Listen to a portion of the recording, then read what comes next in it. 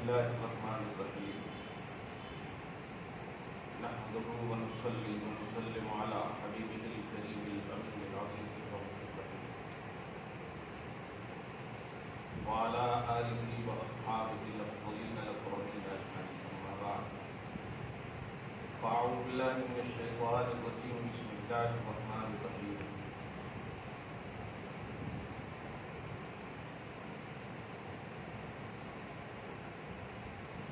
كداب آل فرعون والذين من قبلهم كفروا بآيات الله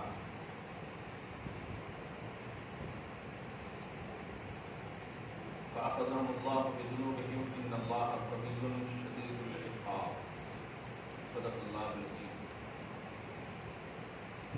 رسول وطن کے لیے درود شریف پڑھیں. اللهم صل وسلم وبارك على سيدنا وشفيعنا وسيدنا ومولانا محمد ماهر الجود والكرم وآله الكرام وابنه الكريم وآله وأصحابه وبارك وسلم صلی اللہ تعالی علیہ وسلم.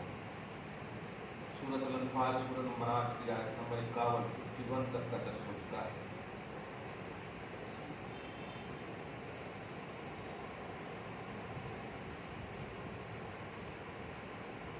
آیت نمبر 50 سے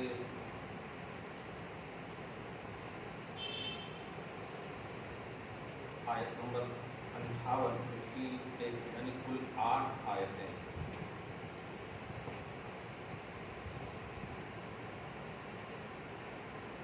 سرسری طور پر اگر دیکھیں تو عقیدہ رسالت کی اہمیت بتانا مقصود ہے. جب بھی کسی پچھلی قوم کا قرآن پاک میں ذکر ہوتا ہے چاہے اس پر انعام کیا ہو یا اس قوم کو عذاب دیا ہو تو اس میں ایک سملرٹی بتانا مقصود ہے کہ ہم نے ان پر انعام کیوں کیا اور ہم ان پر عذاب کیوں کیے. تم بھی ویسا بنو، انعام کے مستحق ہوگے، نہیں بنو گے تو عذاب کے مستحق. آیت نمبر 52 میں اسی کا اشارہ فرما رہا اللہ پاک.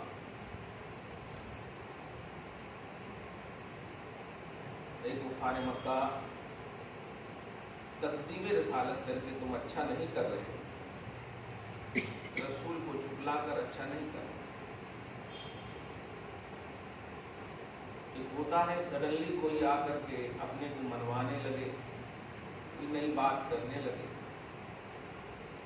تو ماننے اور نہ ماننے دونوں کا پہلو ہوتا ہے. 40 سال تک جو ذات تمہارے سامنے رہی،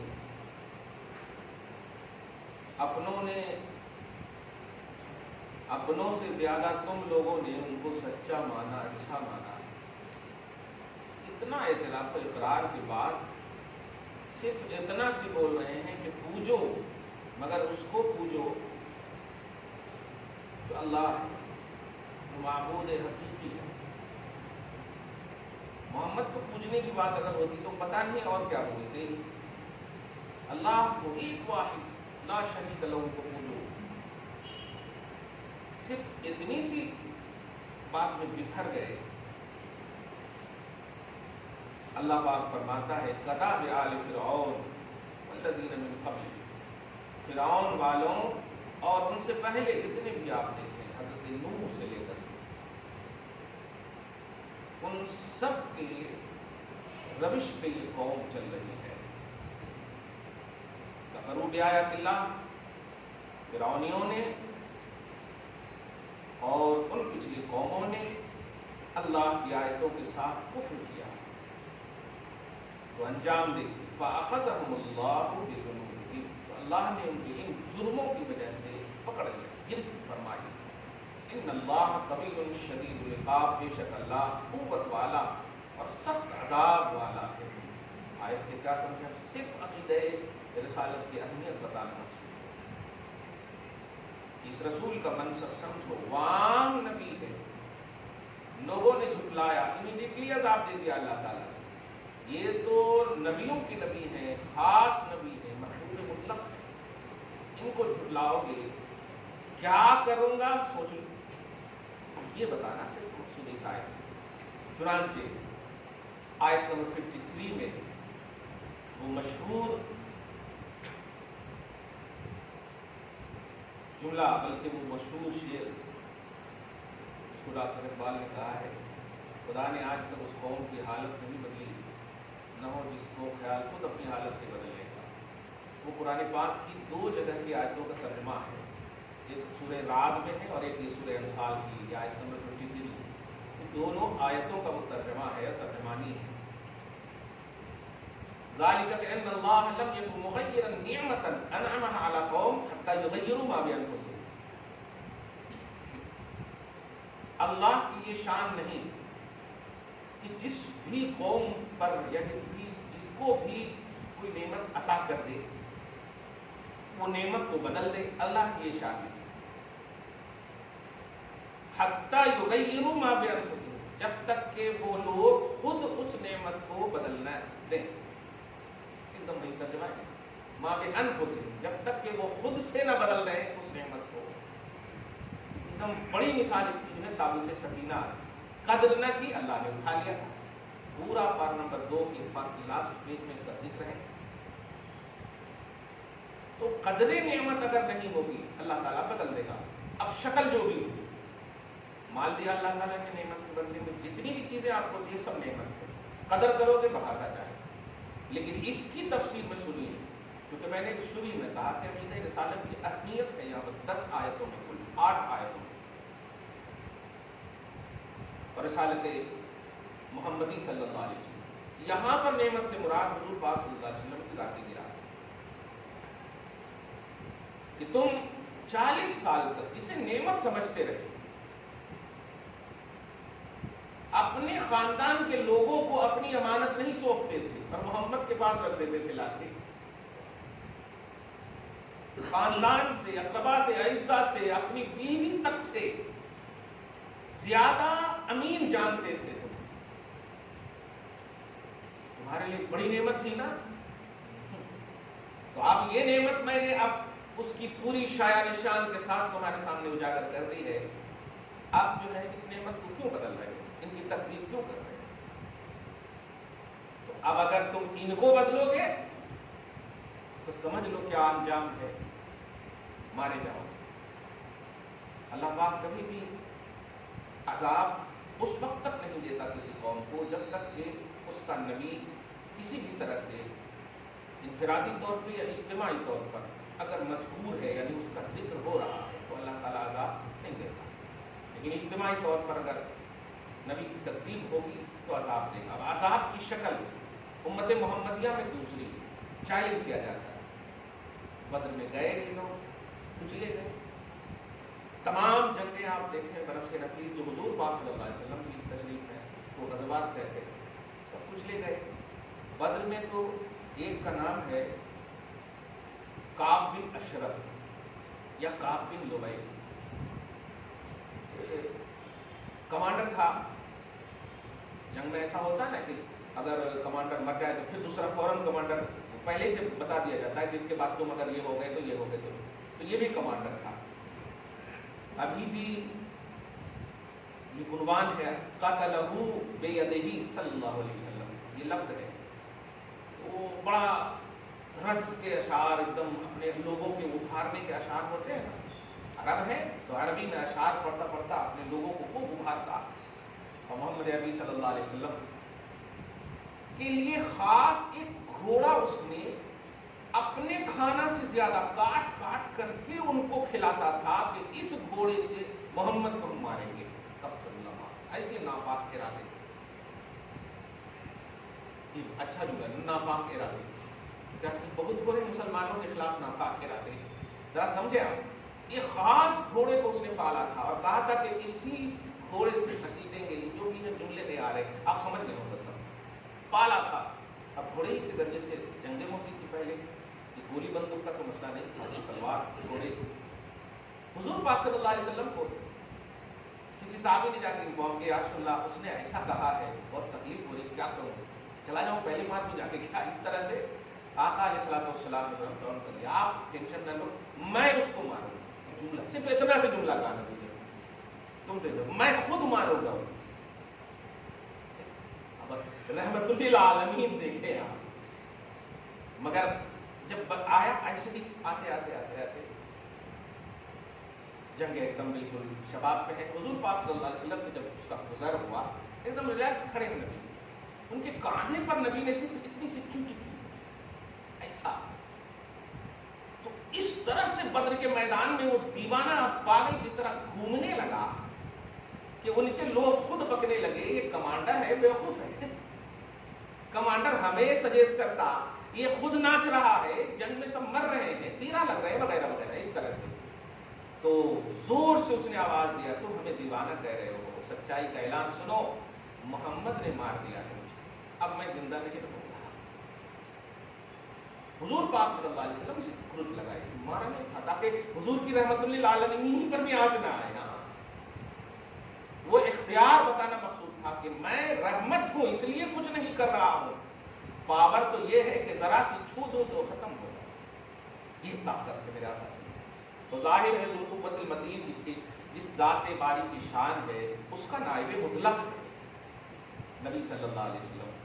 بہرحال تو اللہ تبارک و تعالیٰ کے اس نبی کے حوالے سے جو نعمت کی شکل میں ہے, جسے کفار سمجھتے تھے یہ بڑی نعمت ہے ہمارے لیے, تو یہ ہے وہ ہے, سب کچھ اپنے ہی سے تم بولتے تھے. اور جب میں نے تمہارے اس جملے کو مطلب یہ کہ ایک توثیقی شکل دے دی یا ایک عقیدے کی شکل دے دی یا ایک حقائق میں سے حقیقت کی شکل دے دی, تو اس کا تم انکار کر بیٹھے. اللہ فرماتا اللہ کی یہ شان نہیں کہ نعمت جس کو دے دے اللہ پھر بدل دے یا نعمت چھین لے, نہیں. ہاں اگر اس نعمت کی قدر نہیں کرو گے تو پھر اس نعمت کا تمہارے پاس امانت کے طور پر رکھنا یہ اللہ کی شان ہے. وَأَنَّ اللَّهَ السَّمِيعُ الْعَلِيمُ, اور بے شک اللہ سنتا ہے جانتا ہے. کتاب آل فرعون پھر لکھی آیت نمبر 53 میں بھی وہی جملہ 54 میں, یہ فرعون کی روش پر ہے, فرعونیوں کی روش پر ہے, اور ان کے پچھلے جو نبی کے جھٹلانے والی قومیں ہیں ان کے روش پر ہے. کذبوا بآیات ربہم, یہ اپنے رب کی آیتوں کو جھٹلائے. فأہلکناہم بذنوبہم, ہم نے ان کے ان جرموں کی وجہ سے ان کو ہلاک کر دیا. وأغرقنا آل فرعون, فرعونیوں کو غرق کر دیا. وکل کانوا ظالمین, کیونکہ یہ سب کے سب ظالم تھے. اللہ پاک رب العالمین یاد رکھیے گا, ایک بار ہمیشہ بولنا چاہ رہا ہوں, آج پتہ نہیں آ گیا ہے, ہمیشہ بولنا چاہتا ہوں جب بھی اللہ کے محبوب بندوں کی قدرتوں عظمتوں کے حوالے سے ایزی تصور بچوں کو جیسے آپ لوگوں کو دیا جاتا ہے کہ ان کو یہ تھا تو یہ کیوں نہیں کرے, ان کو یہ تھا تو یہ کیوں نہیں کرے, ایسا اس طرح سے, تو آپ آسان سا جواب کہ اللہ پاک ہر چیز پر قادر ہے, بے شک ہر چیز دیکھ رہا ہے, بے شک. وہ اللہ کیسا ہے جو اپنے محبوب کو کچھ نہ دے. اپنے پاس جو اختیار یا قدرت ہے وہ کس لیے رکھا اللہ پاک نے. آل اولاد سے تو پاک ہے, بیوی بال بچوں سے تو پاک ہے. جو اعتراض تم یہاں کر رہے ہو کہ یہ اللہ کے محبوب بندے کچھ نہیں کر سکتے, جیسے ابھی 2-3 ایسے سوال آئے, اگر ان کو طاقت ہے تو میں نے کورونا میں بھی یہ جواب دیا تھا, ان کو طاقت ہے جیسے خواجہ اجمیری کے حوالے سے, بندہ نواز کے حوالے سے لوگ ایسا. دیکھیے لوگوں کے کرتوت ہمارے لیے دلیل نہیں ہے, ولایت ولی دلیل ہے ہمارے لیے. اللہ کے ولی کی ولایت یہ ہے دلیل جو قرآن اور حدیث سے ثابت ہے. عوام کیا کر رہی ہے, عوام نے تھوڑے ولی کو سلیکٹ کیا ہے, اللہ پاک نے انہیں سلیکٹ کیا ہے ولایت کے لیے. اس لیے نبی اور ولی کا جو معاملہ ہے یہ رسپیکٹ کا معاملہ ہے. عوام کیا کر رہی ہے, اگر ریلیٹڈ آف اسلام ہے تو قبول ہے, نہیں ہے تو قبول نہیں ہے, لیکن ولایت پر کوئی آنچ نہیں آنی چاہیے. عوام کی وجہ سے آپ اعتراض کر رہے ہیں. یہ دیکھیے, یہ جب سے جا رہے ہیں تب سے دیکھ رہا ہوں ان کے پاس غربت ہی غربت ہے, کھانے کے لیے ہے. آج جو میں بات بتانے جا رہا ہوں سیم یہی جملہ حضور پاک صلی اللہ علیہ وسلم کے شروع میں جتنے بھی صحابہ ایمان لائے عرب کے سربدان جو کفار تھے یہی جملہ بکتے تھے. دیکھو محمد کو تم نے مانا, پہلے کیسا عیش و آرام میں رہتے تھے, اب دیکھو کھانے پینے کے لالے پڑے. اور اس کی ایک زندہ مثال آپ کو دے دوں, یہ رمل کرتے نا, حج میں رمل, ایک دم اچھل اچھل کے پہلے 3 راؤنڈ میں رمل جس کو پوری دنیا میں آپ جو ہے اکڑ کر چلو گے تو فتوے لگیں گے حرمت کے کہ حرام ہے، ذرا میں آپ پکڑ کر چلیں گے، لا تمشی فی الارض مرحا، لیکن وہاں پر آپ اگر بوڑھے بھی ہیں تو بمشقت آپ چلیے، اللہ خوش ہوتا ہے۔ سمجھ رہے ہیں جملہ؟ کیسا بھی ہو، کیوں؟ اس لیے کہ کفار نے تانا دیا تھا، کھا پی کر کے تو ہم کرتے ہیں تباہ، یہ کیا کریں گے جن کو مدینے کی بخار نے کھا لیا ہو اس طرح سے، ان کے پاس کھانے پینے کے ہے نہیں۔ تو اللہ پاک کے نبی نے اس وقت کہا تھا میرے غلاموں کو، اچھا لو آج تمہارے اس جملے کی وجہ سے نبی نے ایڈ کروا دیا اور شریعت بن گئی، شریعت بن گئی، اور کہا سنو تم لوگ جس حال میں ہو کھڑے ہو جاؤ، ہاں آپ 7 چکر میں پہلے 3 چکر میں پورا سینہ تان کر کے چلو تاکہ یہ جلیں، یہ بھسم ہو جائیں، تمہیں تانا دیا ہے۔ تو تاریخ گواہ ہے کہ جو بزرگ بوڑھے صحابہ تھے وہ بھی ایسے چلنے والے، اس طرح سے ایک دم سینہ تان کے چلنے لگے، سینہ تان کے چلنے۔ کہنا یہ ہے کہ تانا کفار اس دیتے تھے نبی کے غلاموں کو، کس چیز کا؟ مال نہیں ہے، دولت نہیں ہے، کمزور بن گئے ہو، طاقت نہیں ہے، وغیرہ وغیرہ۔ صاف جواب دے دیں آپ، نبی کو ماننے کا مقصد ہی یہی ہے ترک دنیا۔ نبی صلی اللہ علیہ وسلم کو جب مانتا ہے کوئی تو دنیا سے لا تعلقی اور آخرت کو سنوارنے کا وہیں پر سے عنوان بن جاتا ہے۔ یہی تو وجہ ہے کہ میدان محشر کا عنوان ابھی ہی دے دیا آپ کو کہ جب سب لوگ نفسی نفسی کے عالم میں ہوں گے، ایسے عالم میں آپ کا نبی جب سب کہیں گے اذهبوا الى غیری، ایسے عالم میں کہے گا انا لہا، میں اس کے لیے ہوا ہے، سمجھ رہے ہیں؟ میں اس کے لیے، کیا دنیا میں نہیں ہے؟ بہرحال تو محبوبان الہی نبی اور ولی کے حوالے سے جب بھی اختیار کے مسلوب ہونے یا ان کو پاس کچھ نہیں کہے ہو جاتے تو آپ جواب دے دیں بھائی ہم تو مسجد بھی جاتے ہیں الحمدللہ، وہاں پر کیوں نہیں اعتراض کرتے؟ کیونکہ ہم مسجد بھی جا رہے ہیں تب بھی ایسی ہے، اللہ کی بارگاہ میں نماز پڑھ رہے ہیں نا، 5 وقت کی نماز پڑھ رہے ہیں، تو پھر کہاں مالدار ہیں آپ؟ اب اگر یہی کہنا ہے کہ ولی کے پاس جا رہے ہو تو مالدار نہیں، تو ٹھیک ہے 5 وقت کی نماز بھی تو پڑھ رہے ہیں۔ اس لیے مالداری، دولت، یہ سب بیس ہے ہی نہیں، وہاں رسپیکٹ کا معاملہ ہے۔ خدا نے کہا ہے جاؤ، جیسے خدا نے کہا نماز پڑھنے کے لیے ہم آتے ہیں، کچھ بھی کیوں نہ ہو، جنازہ آپ نیچے رکھ دو، جماعت کے ساتھ پہلے نماز پڑھو آ کر کے، دیکھا کیوں؟ یہ اللہ کا حکم ہے۔ ایسا نہیں کہ آج اگر جنازہ آپ کے گھر میں ہے تو کہہ دو اللہ آج ایک دن معاف کر دو نا، غم میں ہوں، ایسا تو نہیں ہے۔ آج بھی آ کر آپ کہیں گے سورہ فاتحہ میں الحمدللہ رب العالمین، بتائیے آج بھی آپ کہہ رہے ہیں الحمدللہ۔ الحمدللہ کیسا جی؟ جب آپ جنازہ آپ کے گھر میں انتقال ہو جائے تو الحمدللہ کیسا؟ جواب یہی ملے گا کہ یہ ہمارا مطلب ہمارا سینس آف تھنکنگ نہیں ہے، اللہ پاک نے کہا ہے، شریعت یہ ہے، تو آپ شریعت کے مکلف ہیں۔ نبی کی بارگاہ ہو یا ولی کی بارگاہ ہو، ادب و احترام پیش کرنا یہ آپ کی ذمہ داری اللہ پاک نے فرمائی۔ یہ ذمہ داری کی بنیاد پر آپ ولیوں کے آستانے پر جائیں، اس ذمہ داری کی بنیاد پر نبی کے آستانے پر جائیں۔ لینے کے لیے، دینے کے لیے یہ نہیں، آپ کے اندر کیپیسٹی ہے تو پھر اللہ تعالیٰ کی وہ مدد کے مظہر ہے، وہ آپ کو دے دیں گے، آپ بولنے کی ضرورت نہیں پڑے گی۔ ہم لوگ ایسے ہی ہیں ولیوں کے سامنے جیسے چھوٹے بچے ماں کے سامنے، باپ کے سامنے۔ ماں باپ جانتے ہیں کہ تمہارے لیے کون سا ہارلکس صحیح ہے، ماں باپ جانتے ہیں کہ تمہارے لیے کون سا کھانا صحیح ہے، ہاں تو وہ جانتے ہیں اللہ کے ولی۔ ہم بس کبھی کبھی آؤٹ آف کنٹرول ہو کر مانگ لیتے ہیں، یہ بھی نہ کیا کیجیے، آپ وہاں جا کر کے آپ ادب و احترام پیش کیجیے، پھر وہ جانتے ہیں کہ وہ آپ کو کیا ضروری ہے، وہ آپ کو مل جائے گا، کیسا بھی آپ کو مل جائے گا۔ خیر تو ذالک کذاب آل فرعون والذین من فاہلکناہم بذنوبہم، ہم نے ان جرموں کی وجہ سے، ان کے جرموں کی وجہ سے ہلاک کر دیا، واغرقنا آل فرعون، اور فرعونیوں کو غرق کر دیا، وکل کانوا ظالمین۔ کمال ہے، باتیں بڑی خوبصورت ہو سکتی ہے لیکن میں ایک جملہ بولے بغیر رہ نہیں سکتا، جب بات عقیدہ رسالت کی آتی ہے نا ایمان ایک دم تازہ ہو جاتا ہے۔ اغرقنا آل فرعون پر غور کیجیے، فرعونیوں کو میں نے غرق کر دیا۔ سوال یہ ہے راستہ ایک ہی ہے،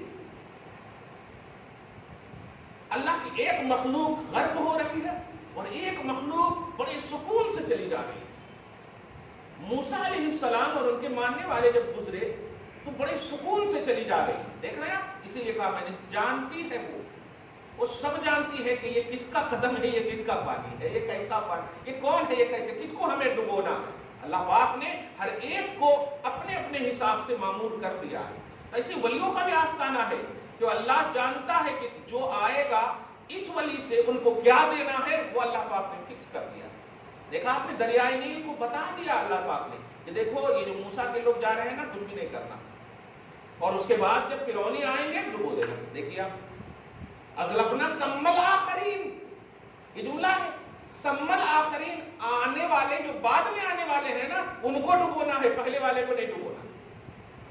دیکھا یہ چیز ہمیشہ دھیان میں آپ رکھیں کہ اللہ تبارک و تعالی جو آپ کو کہا ہے وہ آپ کو کرنا ہے، کیوں کیسے کیا یہ نہیں ہے ایمانیات۔ اللہ نے کہا ہے چاہے بیمار نہ ہو، آپ کو ہوش ہے، حواس ہے، کیسا بھی آپ کو نماز پڑھنا، یہ آپ کی ذمہ داری ہے۔ اللہ نے کہا ہے صاحب استطاعت ہو تو حج کو جاؤ، یہ ذمہ داری ہے۔ مالک نصاب ہو تو زکات دو، یہ ذمہ داری ہے۔ ماں باپ کے قدم میں جنت تلاش، یہ ذمہ داری ہے۔ یہ سب آپ کی ذمہ داری ہے، یہ نہیں کہ نماز پڑھ لے اب دو اللہ، ایسا یہ ذمہ داری نہیں۔ وہ جانتا ہے وہ کب دینا کیسے دینا، نہیں کبھی کبھی تو آپ کو کبھی نہیں دے گا تو کیا آپ پاس آ جائیں گے؟ نہیں، یاد رکھیے جو بھی بندہ دعا کرے تنہائی میں ہو یا اجتماع، دعا جب نیک ہوتی ہے تو اس کا اثر ظاہر ہونا ایک الگ بات ہے، لیکن قبول ہونا گارنٹی ہے۔ کبھی کبھی دنیا میں اس کا اثر ظاہر کر دیتا اللہ تعالیٰ، اور کبھی کبھی اس کو محفوظ رکھتا، وہ دیکھتا ہے کہ اس کے پاس عمل کم ہے، اس کو محفوظ رکھتا ہوں، وہاں جب کمی پڑے گی تو وہ نعمت ہوگا۔ وہ بہتر جانتا ہے کہ آپ کو کب کہاں کیسے دینا۔ آپ صرف دنیا ہی میں انتظار کریں گے، جیسے عورتیں لوگ بولتی ہیں نا، ارے ہم نماز پڑھتے ہیں کرتے سب کرتے پھر بھی کہیں نہیں ہو رہا ہے، صاحب کہاں سے ہو رہا ہے، کہاں سے ہوتا ہے؟ آپ کا کام یہ نہیں ہے کہ اللہ تعالیٰ انتظار مطلب جو نازل کرنے والا وہ آپ دیکھیں، نہیں، آپ کا کام ہے نماز پڑھنا، نکل جائیے آپ کا کام ہے دعا کرنا، نکل جائے، باقی اللہ تعالیٰ ہے، باقی آپ نہیں ہیں، باقی اللہ تعالیٰ ہے۔ رب فرماتا ہے، یہ جو آیت آ رہی ہے نا، یہ اتنی پوری تمہید جو عقیدہ رسالت کی اہمیت کے حوالے سے ہے، ذرا دھیان دیں۔ ایک قبیلہ ہے قبیلے بنی قریظہ، یہودیوں کا بڑا قبیلہ ہے اور بڑا ستانے والا قبیلہ۔ جب نبی کے ہو جاتے ہیں نا تو اگر وہ مطلب خاک بھی ہے تو صرف شفا بن جاتی ہے، ذرہ بھی ہے تو مطلب آفتاب بن جاتا ہے۔ سوچئے اشرف المخلوقات اگر آپ پہلے ہی سے ہو تو کیا بنا دے گا اللہ تعالیٰ۔ آپ ذرا اس بات کو سمجھیے گا اس آیت سے، جانور بھی اگر نبی کا غلام ہو جائے، اور ہوئے ہیں، کیونکہ حدیث کے الفاظ ہیں ما من شیء الا وهو يعلم انی رسول اللہ، دنیا کی ساری چیزیں جو ہے مجھے جانتی ہے کہ میں اللہ کا رسول ہوں۔ سرکشی اور عناد کی بنیاد پر وہ اعتراف رسالت نہیں کرتی ہے، بس سرکشی کی بنیاد پر، ظلم و عداوت کی بنیاد پر وہ اعتراف نہیں کرتی، لیکن جانتی ہے برابر۔ میں پوچھتا ہوں ان بچوں سے، ان اولاد سے، کیا وہ نہیں جانتے ہیں کہ باپ جو ہے جنت کا دروازہ ہے اور ماں کے قدم میں جنت ہے؟ پھر وہ کیوں ماں باپ کو چھوڑ رہے ہیں اولڈ ایج ہوم میں؟ سب جانتے ہیں، جاننے کے بعد بھی چھوڑ رہے ہیں، یہ سرکشی اس کو بولتے ہیں۔ تو ایسے ہی اللہ کے نبی کہتے ہیں کہ مجھے سب جانتی ہے کہ میں اللہ کا رسول ہوں، بس سرکشی کی بنیاد پر نہیں مانتے، رسالت کا اقرار نہیں کرتے۔ یہیں پر دیکھیں آپ، جو مان لیتے ہیں اگر وہ کنکڑی بھی ہے تو یہ دو ہاتھ پاؤں والے انسان سے افضل ہیں اگر وہ انسان ہے اور نہیں مان رہے۔ قبیلے بنی قریظہ کے یہودیوں کے بارے میں کہا جا رہا ان شر الدواب عند اللہ الذین کفروا فہم لا یؤمنون، جانوروں میں سب سے بدتر جانور ہے یہ اللہ کے نزدیک، سب سے بدتر جانور اللہ نے خنزیر اور سور کو پیدا کیا، اس سے بدتر جانور کوئی نہیں۔ اس کو آپ کسی بھی حال میں کسی بھی چیز سے نہلا دیں، آگے نہیں بولیے گا کچھ، یہ جتنا بھی نہلائیں گے اتنے ہی یہ ناپاک ہوں گے، پاک ہو ہی نہیں سکتے، یہ ایک دم نیچرلی ناپاک ہے، ان کے انک انک میں نجاست ہے، یہ پاک کا عنوان ہی نہیں رکھتے، صحیح ہے؟ تو سب سے بد جانور یہی ہوا، اب بولتے بھی ہیں اپنی زبان میں بد جانور، سب سے برا جانور۔ لیکن اللہ پاک کے رسالت کو، اللہ پاک کے نبی کی نبوت اور اللہ پاک کے رسول کی رسالت کو جو نہ مانے، اس بد جانور سے بھی اللہ تعالیٰ اسے فرما رہا، اگرچہ وہ دو ہاتھ پاؤں والا انسان ہے۔ ارے بات دیکھ رہے ہیں غلاظت کا تصور، ذرا سمجھ میں آتا ہے کہ نبی کے خلاف جب بولتے ہیں نا، میں تو یقین سے کہہ سکتا ہوں کہ بد جانور کبھی خلاف نہیں بولتا، اس کو پیدا کر دیا اللہ تعالیٰ نے، اس کے انک میں نجاست، لیکن وہ گستاخ نہیں۔ اسی لیے آپ لوگوں کو ایک جملہ کہوں گا، کبھی کبھی جذبات میں آپ لوگ جو ہیں، جیسے کوئی جانور، کتا، بلی، یہ سب آ جائے نا، ارے کیا جی کیا گستاخی ہے، کیا بیوقوفی ہے. اس طرح سے جب کبھی اور طرفہ تماشا یہ کہ کچھ لوگ تو یہ بول دیتے ہیں یہ کہاں سے آ گیا بابی, کہاں سے آ گیا گستاخ رسول. یاد رکھیے گا اگر آپ نے کسی بھی جانور کو گستاخ رسول کہہ دیا ہے تو کل میدان محشر میں وہ جانور کو زبان دے گا اللہ تعالیٰ, اور بارگاہ رسالت میں کھڑے ہو کر کے وہ کہے گا بتاؤ میری گستاخی کیا تھی, رسول کی کون سی میں نے گستاخی کی. اس لیے ہرگز ایسا نہ کہیں کسی بھی بے زبان مطلب جانور کو آپ ماریں, اگر وہ مار رہے ہیں آپ کو وہ تکلیف سے بچنے کی, لیکن آپ تشبیہ نہ دیں. گستاخی یہ غیر مقبول پہلو ہے, یہ قبول ہی نہیں ہوتا, ہر طرح سے اللہ تعالیٰ راہ مسدود کر دیتا.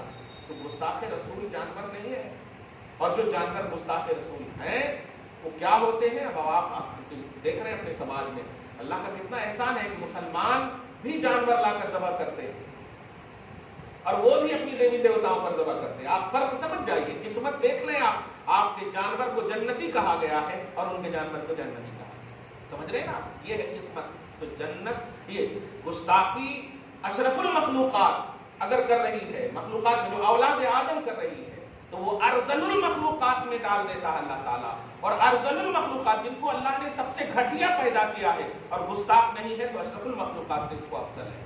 سورہ جمعہ میں بھی اس کا ذکر ہے کہ اللہ پاک جو نہیں مانتے ہیں قرآن کو, حدیث کو, شریعت کو نہیں مانتے ہیں, وہ اس گدھے کی طرح ہے کہ ان کو کچھ نہیں معلوم کہ میرے اوپر کیا لاد دیا گیا ہے, کیا لاد دیا گیا کچھ نہیں. ان کو بخاری لاد دو یا کچھ بھی لاد دو, اس کو کیا معلوم کہ کیا ہے بخاری.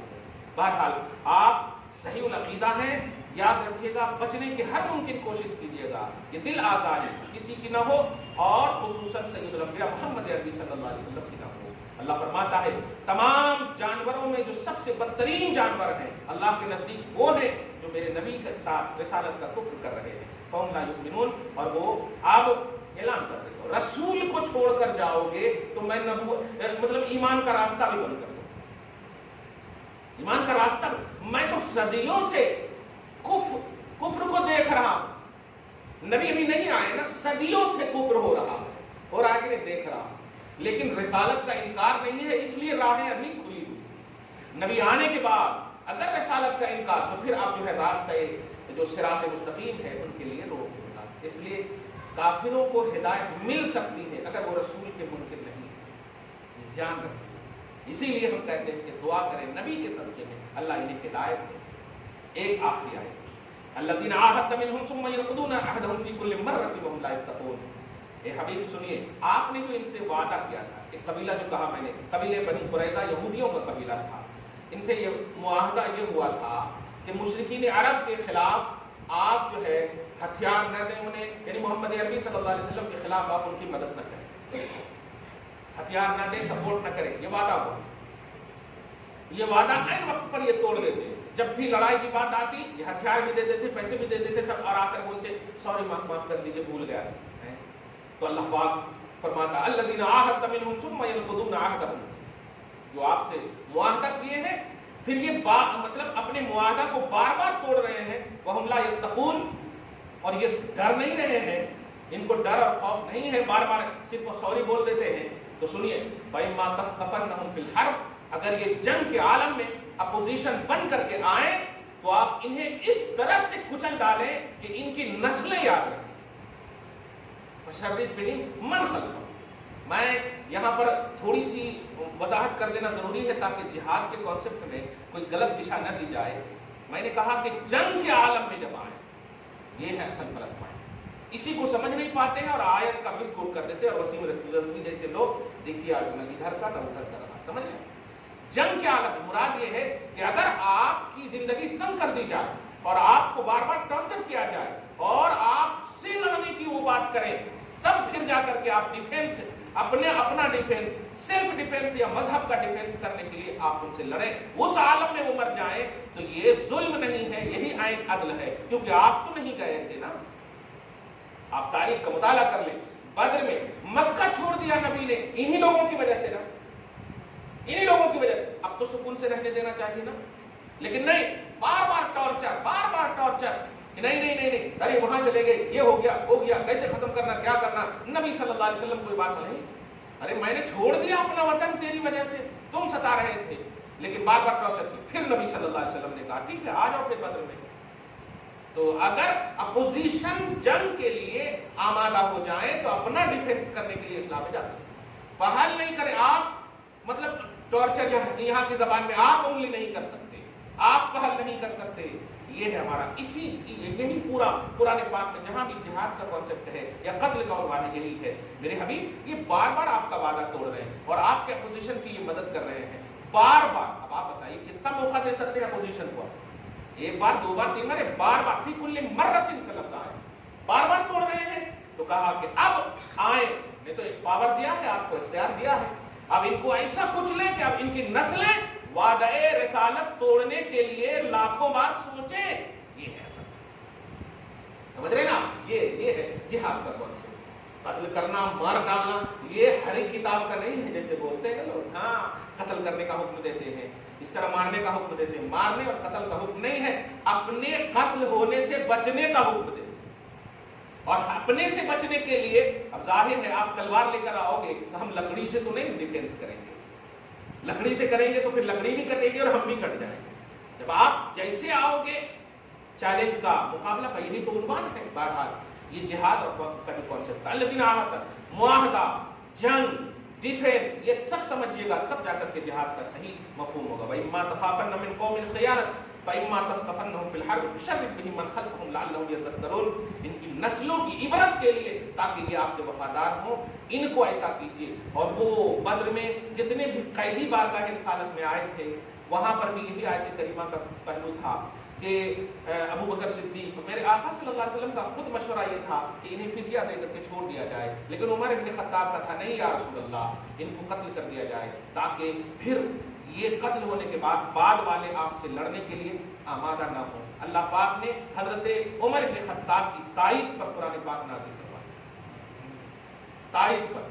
تو وہ سچائی تھی، وہ اللہ خود نہیں چاہتا کہ زمین میں خون ریزیاں ہوں، وہ راستہ بند کرنا چاہتا. اور راستہ کب بند ہوگا؟ جب ایک عبرت نشان پہلو نظر آئے ظالموں کے سامنے، یعنی یہ دیکھو ہم ایسا حشر ہوا تھا، ایسا انجام ہوا تھا، اس لیے ایسا کام نہیں کرنا چاہیے.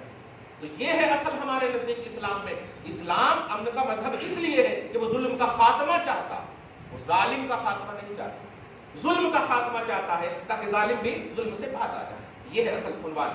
وَإِمَّا تَخَافَنَّ مِن قَوْمٍ خِيَانَةً فَانبِذْ إِلَيْهِمْ عَلَىٰ سَوَاءٍ. اور اگر کسی قوم سے آپ خیانت کا خوف رکھیں کہ یہ خیانت کر بیٹھے گی، خیانت کا باوسوق ذرائع سے آپ نے فرض کیجیے کسی کو 10,000 روپیہ دینا ہے، لیکن فوراً فون آ گیا، ارے نکو دو، وہ ہم سے بھی لیا ہے، وہ ہم سے بھی لیا، اب 4-5 فون آ گئے. تب آپ جو ہے کتنے بھی وہ عزیز ہوں آپ کے، آپ کچھ نہ کچھ بہانہ کر دیں، کچھ نہ کچھ بہانہ، کتنی بھی وہ لکھانے کے لیے کاغذ وغیرہ کی باتیں کریں، نہیں، کچھ نہ کچھ آپ بہانہ کر دیں. اللہ پاک یہ درس دے رہا کہ اگر آپ کو کسی کو امانت دینا اور خیانت کا خوف ہو، قرینہ بتا رہا ہو، حالات بتا رہے ہو، تو اللہ پاک درس دے رہا ہے کہ فَانبِذْ إِلَيْهِمْ عَلَىٰ سَوَاءٍ. تو پھر یہ امانت وغیرہ کا کوئی کانسیپٹ نہیں رہ جاتا ہے، ان کی کاغذات، ان کے دستاویزات سب ان پر توڑ دو، کچھ بھروسہ کرنے کی ضرورت نہیں ہے.